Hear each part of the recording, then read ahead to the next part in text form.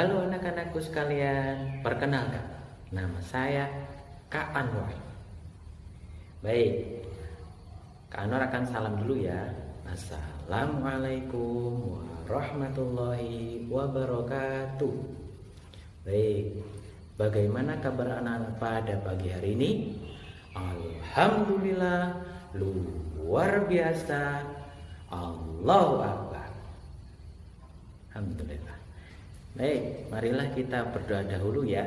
Nanti ikuti tulisan yang ada di layar kalian masing-masing dan akan dibantu oleh Kak Anwar. Baik, semuanya tabuk sikap. Saya siap. Khusyu'an, tumakninatan, du'aan.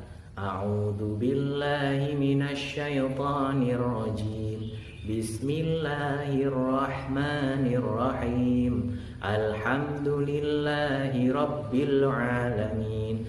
Ar-Rahmanir-Rahim. Maliki yaumiddin. Iyyaka na'budu wa iyyaka nasta'in. Ihdinas siratal mustaqim. Siratal ladzina an'amta 'alaihim ghairil maghdubi 'alaihim waladdallin. Amin. Rabbi zidni 'ilman warzuqni fahman. Ya Allah, tambahkanlah aku ilmu pengetahuan dan berilah aku pemahaman. Amin. Alhamdulillah, kita sudah berdoa dan selanjutnya adalah pembelajaran yang akan kita pelajari. Baik, anak-anakku sekalian, hari ini kita akan belajar tentang ketentuan ibadah sholat yang harus kita ketahui. Yang pertama adalah syarat wajib sholat. Apa saja sih syarat-syaratnya? Yuk kita pelajari bersama ya. Yang pertama, pastilah harus beragama Islam. Karena hanya orang Islam saja yang diwajibkan untuk sholat. Kalau agama lain tidak ada perintah itu. Jadi yang pertama syarat wajib sholat adalah orang Islam. Kalian semua orang Islam toh? Bagus. Baik, yang kedua itu adalah suci. Suci dari hadas besar maupun hadas kecil. Atau kalau yang perempuan itu suci dari darah kotor atau haid dan nifas. Jadi kita itu harus suci. Apabila kita sudah suci, wajib sholat. Nah, seperti itu. Yang ketiga, berakal sehat. Kenapa kok kita harus berakal sehat? Karena biar tahu apa yang dibaca. Karena orang sholat itu kan ada bacaannya.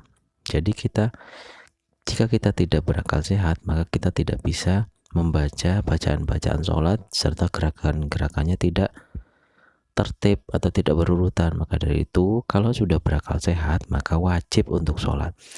Beda lagi sama orang-orang yang dirawat di rumah sakit jiwa atau orang-orang yang kurang waras ya. Tidak wajib. Karena apa? Karena akalnya kurang sehat. Seperti itu. Yang keempat, baligh. Baligh itu sudah sampai ke umur baligh, maka harus diwajibkan untuk sholat, wajib sholat. Tanda-tanda bahwa dia sudah baligh itu diantaranya sudah, kalau yang laki-laki itu sudah mimpi basah atau sudah bermaksiat dengan lawan jenis di dalam mimpinya tapi ya. Terus setelah bangun itu ngompol, tapi ngompolnya itu ada lengket-lengketnya, itu namanya mimpi basah. Kalau yang perempuan itu sudah mulai keluar darah kotor. Darah kotornya itu jenisnya adalah biasanya disebut haid, darah haid. Jadi itu sudah baligh tandanya. Kalau dalam fisiknya yang laki-laki itu adalah sudah keluar jakunnya di tenggorokannya itu ya, di lehernya itu keluar jakun yang bendal-bendal itu loh. Dan suaranya sudah mulai membesar. Jadi suaranya sudah dalam kayak pria dewasa. A, B, C, D seperti itu. Sudah suaranya sudah jantan kalau kata orang-orang seperti itu ya. Nah, kalau yang bagi perempuan sudah mulai tumbuh benjolan-benjolan terutama di bawah leher itu ya, itu sudah mulai. Kalau tanda-tanda fisiknya seperti itu. Terus yang kelima itu sudah memahami ilmu agama. Maka dari itu kita harus ngaji biar tahu fikih-fikihnya, terus biar tahu hukum-hukumnya, kapan sih kita harus sholat, kenapa sih kita wajib sholat. Nah, seperti itu biar kita tahu. Maka dari itu kalau kita sudah tahu, maka syarat wajib sholat sudah harus dilakukan sholatnya. Yang kedua itu adalah syarat sah sholat. Yang pertama, suci badan, pakaian, dan tempatnya dari najis atau dari kotoran. Jadi syarat sah sholat yang pertama itu adalah harus suci atau harus bersih badannya. Gimana caranya biar badannya bersih? Ya mandi. Nah, seperti itu. Maka dari itu kita diharuskan untuk wudu, terus diharuskan untuk mandi. Kalau misalkan kita nggak yakin badan kita bersih, ya mandi. Kalau yakin ya cukup berwudu saja, dan itu pun harus rata ya, biar wudunya sah dan sholatnya juga sah. Nah, yang selanjutnya itu pakaiannya harus bersih. Kenapa harus bersih? Karena yaitu syarat sah sholatnya itu pakaiannya harus bersih. Karena kita akan menghadap Allah. Coba kita mau sekolah aja, kita mau pergi aja kemanapun, itu pasti kan harus bersih, bagus pakaiannya. Apalagi menghadap Allah, Tuhan kita. Masa menghadap Allah pakai pakaian compang-camping? Apa sopan seperti itu? Meskipun nggak sopan, tapi juga kan nggak sah sholatnya. Maka dari itu kita harus memakai pakaian yang bersih, suci, dan bagus, dan tempat yang suci juga dari najis. Maka dari itu kalau sholatnya itu harus di tempat-tempat yang suci atau bersih. Nggak boleh kita sholat di dalam kamar mandi, terus di tempat kandang ayam, kandang sapi, nggak boleh. Kenapa kok nggak boleh? Karena nanti akan mengganggu kita. Ketika kita misalkan sholat di kandang ayam, baunya semriwing begitu ya. Ketika kita sholat di WC, di kamar mandi, yang ada ya bukan sah sholatnya, tapi yang nggak diterima oleh Allah. Maka harus mengulang kembali kalau begitu. Terus yang kedua, suci dari hadas besar dan kecil. Kita juga harus bersih dari hadas besar atau dari segala sesuatu yang membuat kita itu menjadi kotor. Kalau yang laki-laki itu misalkan habis mimpi basah, berarti harus mandi besar biar bisa sholat kembali. Kalau perempuan misalkan baik, kalau yang perempuan itu misalkan setelah darah kotornya keluar atau darah haid, berarti wajib mandi besar. Juga sama, harus suci dulu biar bisa sah sholatnya. Misalkan hadas kecil itu ketika kita terkena kotoran binatang ataupun kita habis buang air kecil, nah itu harus disucikan biar sah sholatnya juga. Yang ketiga itu menutup aurat. Apa sih aurat itu? Aurat itu adalah bagian-bagian tubuh yang tidak boleh terlihat oleh orang yang bukan mahram. Apa itu mahram? Mahram itu adalah orang-orang yang tidak boleh kita nikahi, seperti ayah kita, ibu kita, saudara kandung kita, kakak kita, adik kita, seperti itu misalkan. Jadi kan biasanya orang-orang kalau misalkan kalian bersentuhan dengan teman kalian setelah wudu, ojo ote-ote aku, tutup muhrim. Kalau kata-kata muhrim itu kurang tepat ya anak-anakku. Kalau muhrim itu adalah pakaian ihram. Tapi kalau mahram itu adalah orang-orang yang tidak boleh kita nikahi atau haram kita nikahi. Maka dari itu istilahnya kurang tepat. Kalau sama teman-teman kita itu bilangnya mahram bukan muhrim. Kalau muhrim itu kain ihram seperti itu ya. Baik, kembali lagi. Aurat itu kalau bagi laki-laki bagiannya itu adalah dari pusar sampai lutut. Terus kalau bagi perempuan seluruh anggota badan kecuali bagian-bagian yang sering terlihat oleh umum. Atau kalau di kita kan di Indonesia yang sering terlihat itu muka dan telapak tangan. Jadi boleh seperti itu ya. Yang selanjutnya menghadap kiblat. Apa itu kiblat? Kiblat itu adalah arah untuk kita sholat. Di mana arah kita untuk sholat? Yaitu Ka'bah. Bukannya ke depan loh ya, tapi ke Ka'bah. Yang kelima, sudah waktu masuk sholat. Kalau misalkan kita sholat sebelum waktunya, ya nggak sah.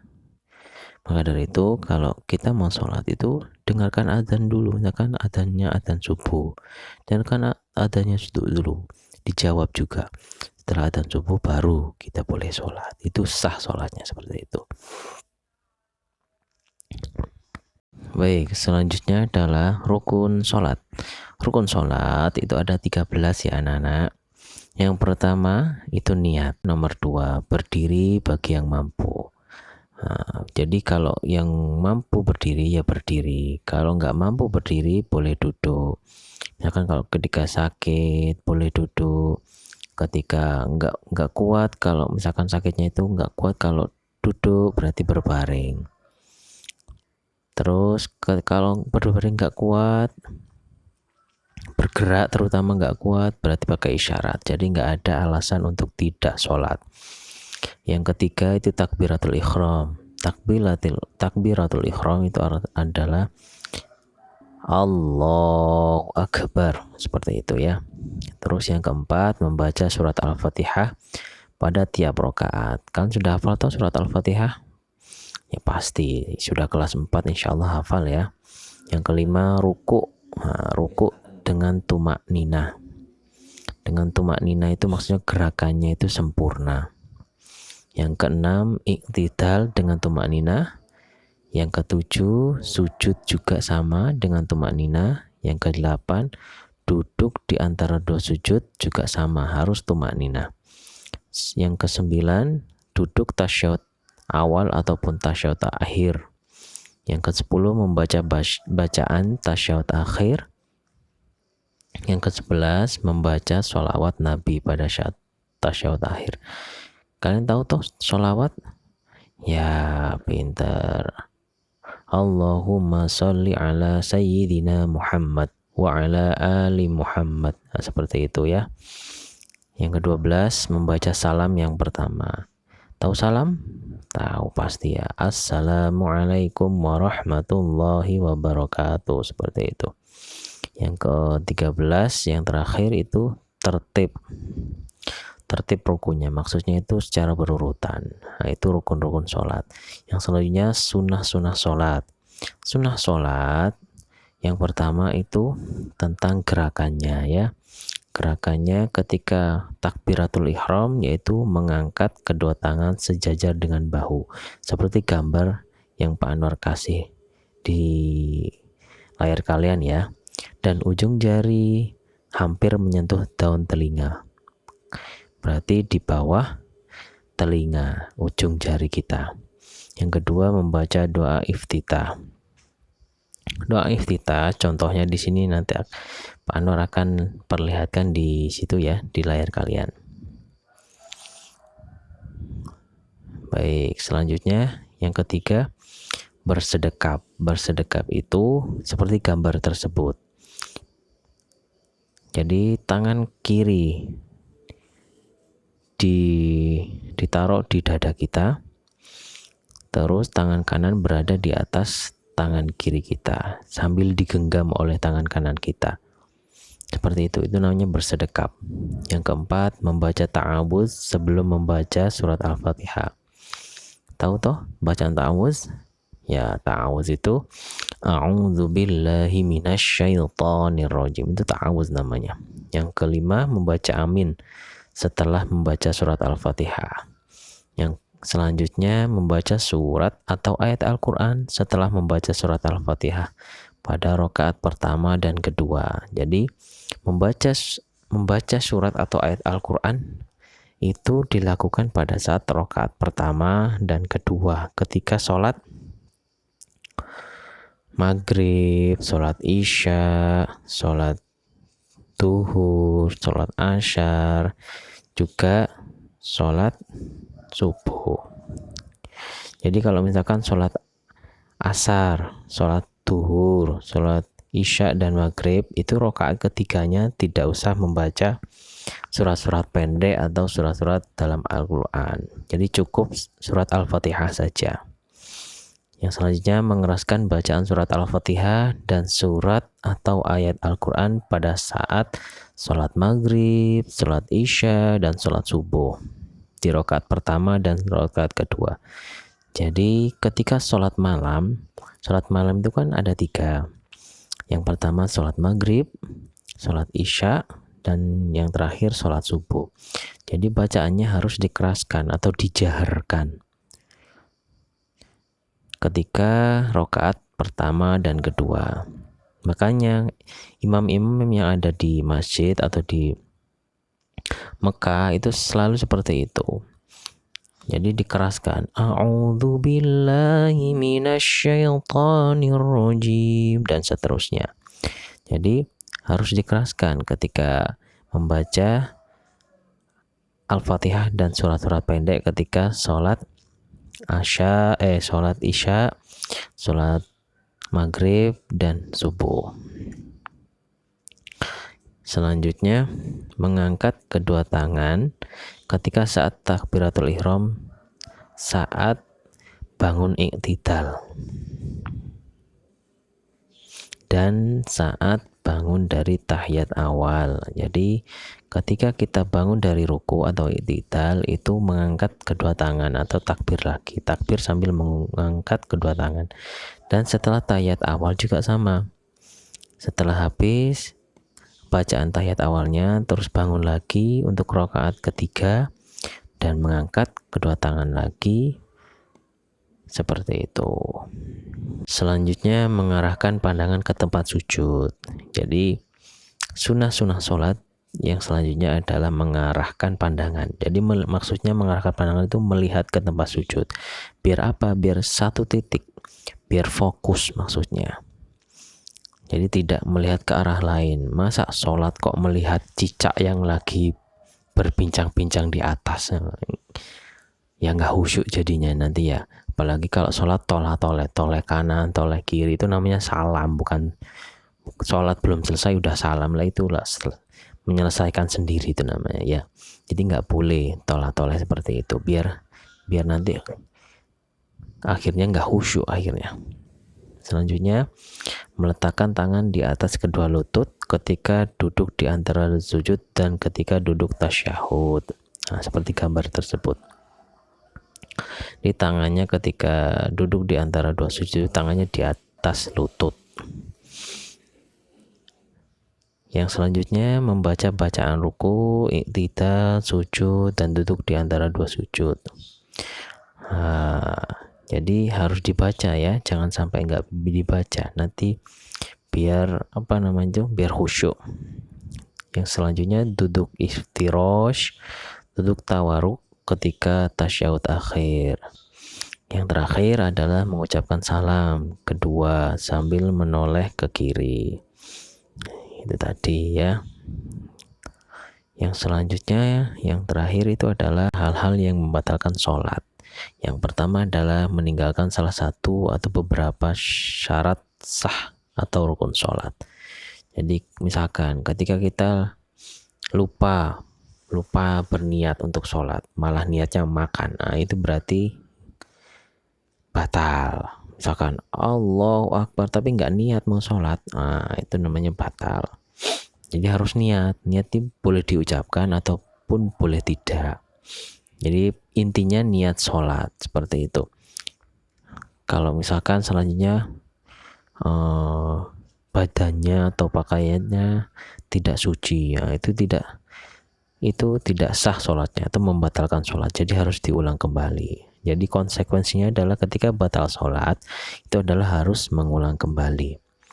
Yang kedua, berkata selain bacaan sholat. Misalkan ketika kalian sholat berjamaah atau tarawih di masjid, itu ada teman kalian yang lagi guyon atau lagi bergurau, Allahu Akbar, Allah, pas kancane ruku dijungkrakno mbek kancane sing liyane. Waduh, terus habis itu kalian ngomong, ojo ngono, batal salate. Loh. Wah, jadi kalian ikut juga dong batal sholat. Kenapa kok batal sholat? Padahal kalian kan mengingatkan. Nah, yang menjadikan kalian batal sholat itu adalah ketika kalian ngomong, ojo ngono, batal. Nah, itu yang kalian omongkan itu kalian juga jadi akhirnya batal. Kenapa? Karena kalian berbicara atau berkata selain bacaan sholat. Makanya kalau ada teman kalian yang koyan, biarkan saja dulu, biarkan. Nanti kalau sudah selesai sholat, sudah salam, baru omongi, baru dikasih tahu, seperti itu ya. Selanjutnya, bergerak lebih dari 3 kali selain gerakan sholat secara berturut-turut. Misalkan kalau kita gatal, garuk sampai 5 kali, wah itu akhirnya batal nantinya. Makanya jangan terlalu banyak bergerak yang bukan gerakan sholat itu ya. Makanya kita harus menahannya. Yang keempat, makan dan minum dengan sengaja. Ketika sholat, terus pas saat sholat itu tadi Allahu Akbar, ke dapur terus makan, nah itu batal namanya. Itu sholat apa seperti itu ya? Lah lucu seperti itu ya. Akhirnya nantinya batal.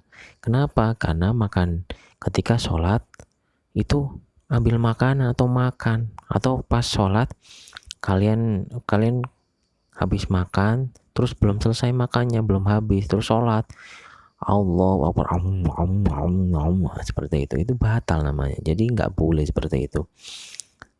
Yang baik itu dihabiskan dulu makanannya, terus minum dulu kumur-kumur, terus ditelan, habis itu baru sholat. Biar apa? Biar nggak batal sholatnya, biar khusyuk. Yang selanjutnya adalah mabuk atau gila.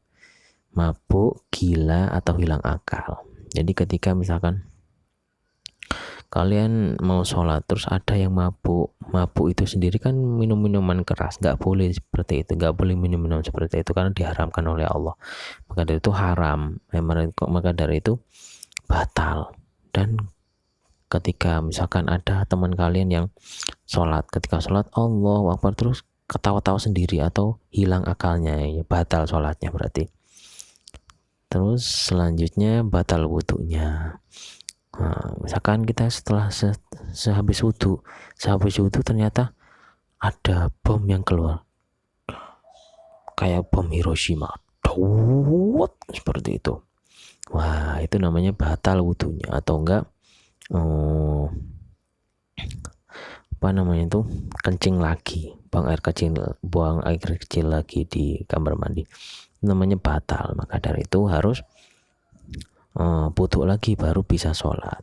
Kalau lupa ya lebih baik diulangi saja, biar apa? Biar cari amannya, biar diterima nanti ibadahnya. Selanjutnya berubah niat sholat. Kan kalian niatnya niat sholat asar, ternyata pas di tengah-tengah kalian lupa, loh aku kan gurung sholat duhur lagi, kok aku sholat opo, aku tak lupa niat. Itu namanya batal. Jadi jangan sampai seperti itu ya. Terus yang selanjutnya terbuka auratnya. Nah, di sini kalau terbuka auratnya, misalkan yang laki-laki ketika sujud itu terlihat apa? Terlihat auratnya. Kalian memakai pakaian yang ngepas gitu ya. Pas sujud, ternyata mohon maaf, bagian belakang kalian terlihat. Nah, itu namanya batal. Makanya harus hati-hati pakai pakaian yang panjang biar nggak kelihatan. Terus kalau yang perempuan ketika memakai ruku atau mukena, ketika memakai mukena, takbir Allahu Akbar, mukenanya diangkat. Ketika takbir itu kelihatan tangannya, batal. Makanya harus hati-hati ketika kalian mengangkat tangan atau takbiratul ihram yang perempuan itu mukenanya nggak usah diangkat. Jadi cukup mengangkat tangan saja. Jadi jangan dengan mukenanya seperti itu. Terus ketika sujud kakinya terlihat yang perempuan, batal nantinya. Makanya harus hati-hati. Selanjutnya kejatuhan najis yang tidak disegerakan untuk dihilangkan. Nah, ini yang terakhir. Jadi kalian harus hati-hati ketika misalkan kalian sholat, boom, ternyata apa? Ternyata bom dari atas, dari seekor cicak. Wah, jadi batal akhirnya. Yang harus kalian lakukan apa? Ya dibatalkan dulu sholatnya dan dibersihkan, terus diganti pakaian, terus sholat lagi. Kenapa? Karena najis atau kena kotoran hewan. Maka dari itu kalian harus hati-hati. Pesannya Pak Anwar, hati-hati ketika sholat ya. Baik, sekian dulu. Baik, selanjutnya adalah makna bacaan sholat. Sholat itu adalah amal ibadah yang harus atau wajib kita lakukan sebagai orang muslim. Kenapa? Karena sholat itu termasuk ibadah yang diperintahkan oleh Allah Subhanahu wa taala. Sholat itu ada berapa waktu sih? Ya pintar, ada 5 waktu. Dan totalnya ada berapa rakaat? Ya pintar, ada 17 rakaat. Nah, dengan kita memahami arti bacaan sholat, maka sholat kita akan menjadi khusyuk, lebih paham, akhirnya lebih tenang.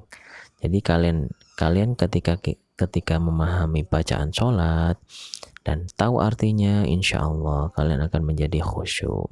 Nah, di dalam setiap bacaan sholat itu memiliki arti-arti yang harus kita pahami.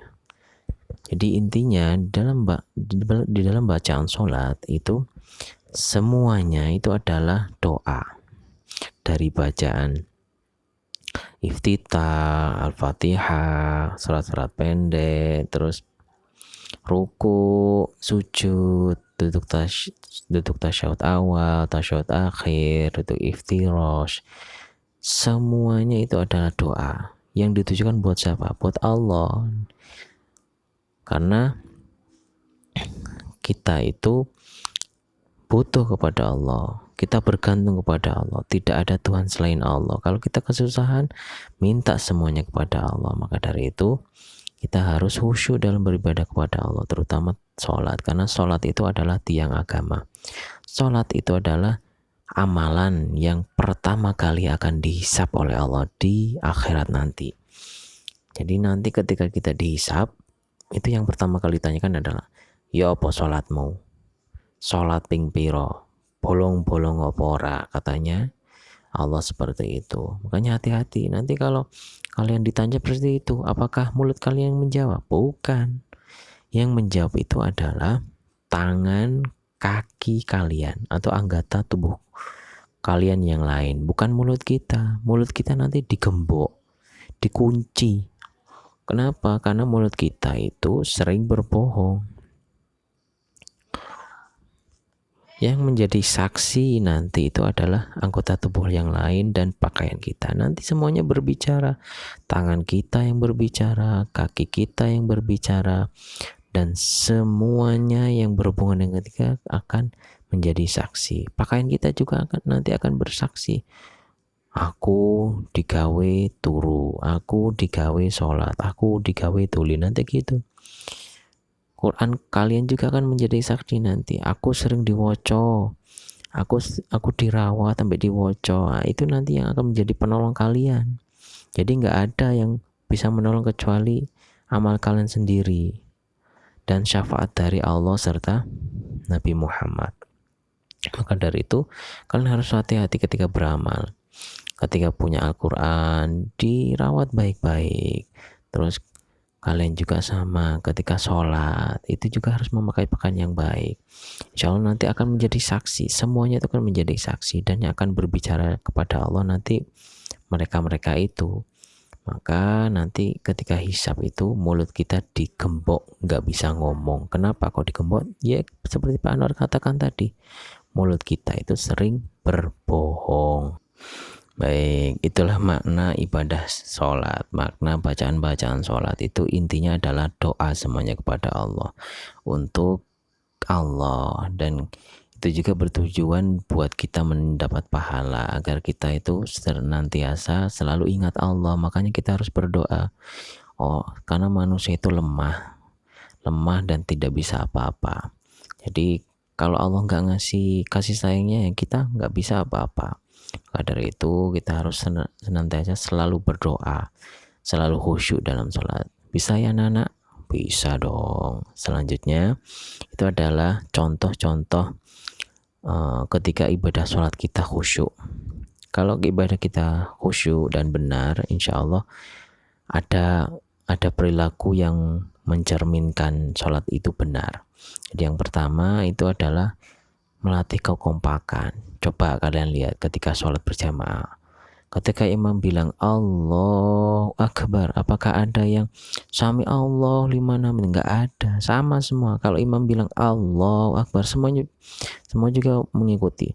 Allahu Akbar, sujud ya sujud, tapi setelah imam sujud. Enggak ada kalian sujud duluan. Makmum kok sholat sujud duluan, itu bukan makmum namanya. Jadi gak boleh. Kalau imamnya belum sujud, ya ditunggu sampai imamnya sujud dulu baru kita sujud.